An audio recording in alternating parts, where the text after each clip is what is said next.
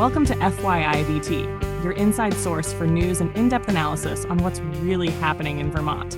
We want to start by saying thank you to all our listeners and supporters.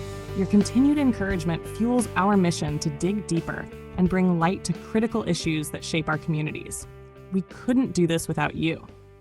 Today, we're diving into our article titled, "Is it Vermont's water pollution problem?" Vermont has long been celebrated as a bastion of environmentalism. Burlington, its largest city, even boasts of running entirely on renewable energy. But here's a question for you.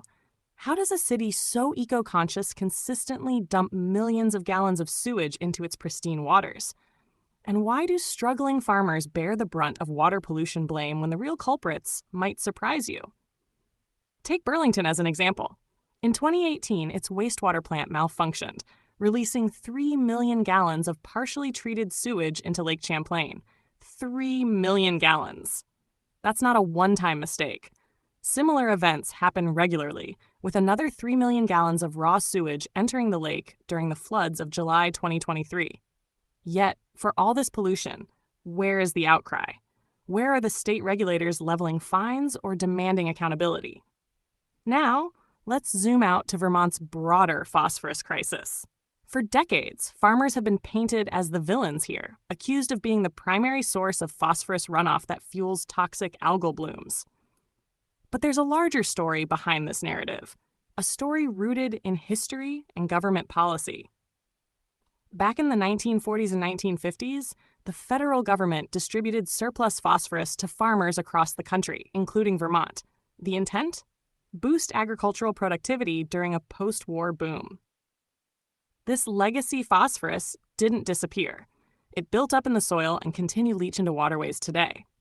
Studies show that Vermont's soils accumulated over 240,000 tons of phosphorus, peaking at nearly 4,400 tons annually in the 1950s.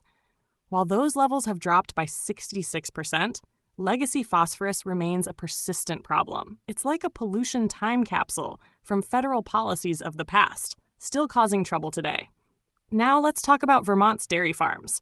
Critics often point fingers at the dairy sector as the biggest polluter, but here's a fact that might shock you.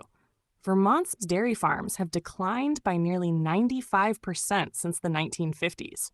Back then, there were around 11,000 farms. Today, fewer than 600 remain. As dairy farms vanish, so too does the justification for blaming them as the primary source of phosphorus runoff. Think about it. How can a sector that's shrinking so drastically still be held responsible for rising pollution levels, especially when the state itself struggles to address its municipal sewage overflows and the lingering effects of federal agricultural programs? Of course, Vermont has tried to clean up its act. The Clean Water Act of 2015, known as Act 64, imposed strict water runoff regulations to comply with EPA mandates.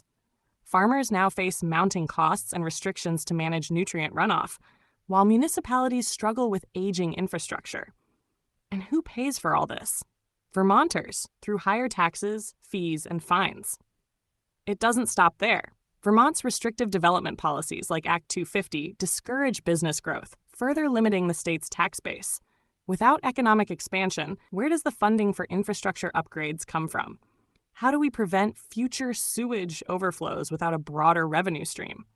These are questions worth asking. Here's a thought experiment. What if Vermont had a more business-friendly climate? What if we encouraged development instead of stifling it with red tape?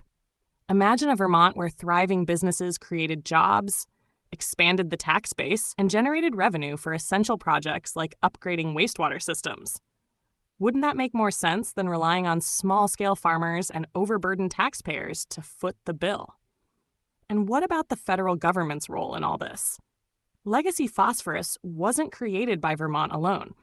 It was the result of national agricultural policies that encouraged the overuse of fertilizers. Shouldn't the federal government be held accountable for helping to clean up the mess it started? Vermont's Attorney General could make a strong case for federal support in addressing this ongoing issue. After all, why should Vermonters bear the entire cost of a problem rooted in decades-old federal programs?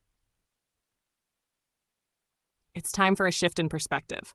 Blaming Vermont's farmers for water pollution might be convenient, but it doesn't address the root causes.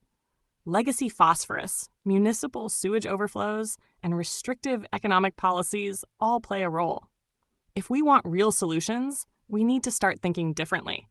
How about encouraging responsible business growth to expand our tax base? How about pushing back against federal agencies and demanding accountability for past mistakes? Vermont's pollution problem isn't just Vermont's problem.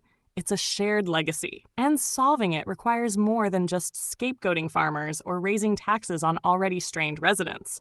So, is it Vermont's water pollution problem, or is it a problem of policies, past and present, that need a serious overhaul?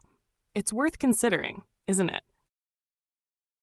Freedom is the foundation of prosperity.